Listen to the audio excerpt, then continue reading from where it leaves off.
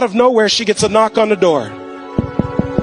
When my mom opens up the door, the gentleman on the other end, he hands my mom these legal documents. She starts flipping through the pages, and then she realizes that the property is going to foreclosure. She picks up the phone and she calls them up. And she goes, "Hello? Oui, this is Marie. Yes, I received the papers in the mail. It says that the property is going to foreclosure. But I don't understand. Every month I pay the landlord on time. Every month I pay him. I don't understand why the property is going to foreclosure." The lady on the line could tell that my mom sincerely did not understand what was going on. She said, "Oh, Marie, even though you've been paying the landlord money every single month on time, the landlord has a mortgage. The mortgage is attached to the property. Because of that, the bank has the right to foreclose. And so, ma'am, the property is going to go to foreclosure." And so my mom asked her, "Do you think that maybe I can go to the foreclosure sale? Whoever buys the property, I will be a good tenant for them. I will stay in the property. I will pay them the rent. Please, do you think that they will let me stay?" And you know what the lady told my mom? She said, "Ma'am, it's not even worth you showing up. Whoever buys that property is not going to want to keep your little restaurant in there." So my mom is devastated. She's like, "This is how I take care of my two boys.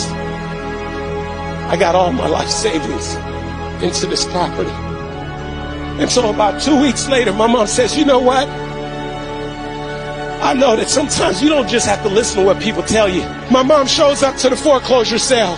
She's expecting a room full of investors, but to her surprise, there's only two people there: the auctioneer and the representative from the bank. Now, before my mom could realize what's going on, the auctioneer steps up to the podium and says, "Ladies and gentlemen, we're about to start the bidding process on 540 West Atlantic Avenue. If you're here to bid on the property, please raise your hand." And so naturally, the representative from the bank is standing over here. She raises her hand. My mom, who had no intentions on bidding on the property, doesn't even know how this thing works. My mom decided to take an act of faith and raise her hand. The auctioneer said, "Very well, we're going to start the bidding process at 30,000. Can I get a 30,000? The representative from the bank is standing here, says 30,000. My mom's still in the game. No money. 35,000. It gets over here to the bankers and banker says 36,000. This goes on and on. Now they're in the 40s. Now they're in the 50s. Now they're in the 60s. Now they're in the 70s. It gets over here to the banker and banker says 76,000. Now my mom's like, "I might as well have some fun. I don't have any money anyway. We must be playing with some Monopoly money." And so my mom, attitude and all, my mom goes, 76,500. The representative from the bank is standing here with a clip pad. She picks up the clip pad and she says nothing. The auctioneer's got to keep the process going. He goes 76,500 going once, no answer. He goes 76,500 going twice, no answer. He goes 76,500 sold to who?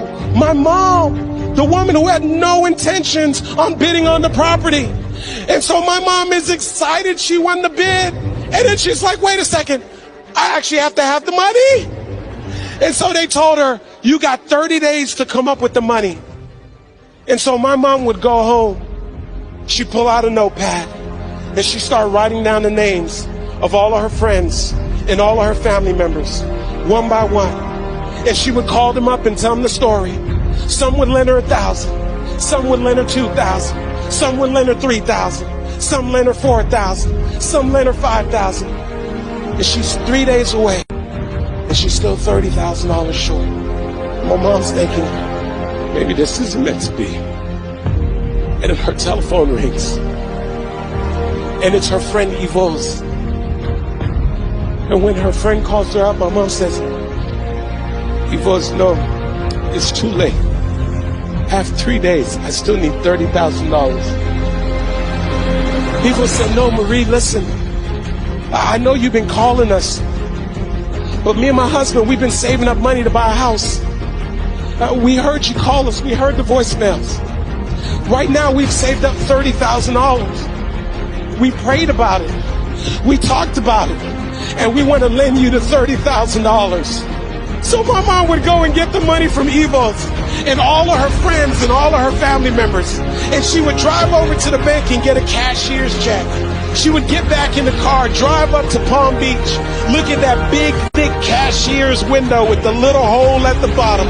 My mom would probably take that cashier's check and slide it through the little hole. And that day, my mom went from being the tenant to being the landlord, all because she was willing to show up. And so here's what I say to you. There are going to be times that you're going to be wondering, why should I keep showing up and working my business? Why should I keep picking up the phones and making the phone calls? Why should I keep fighting for my goals and fighting for my dreams? And what I want to remind you is that you got to show up for your life regardless of the circumstances. You got to show up in spite of the naysayers. You got to show up in spite of the conversation going on in your mind. You got to show up for your life. Because if you don't, nobody else will.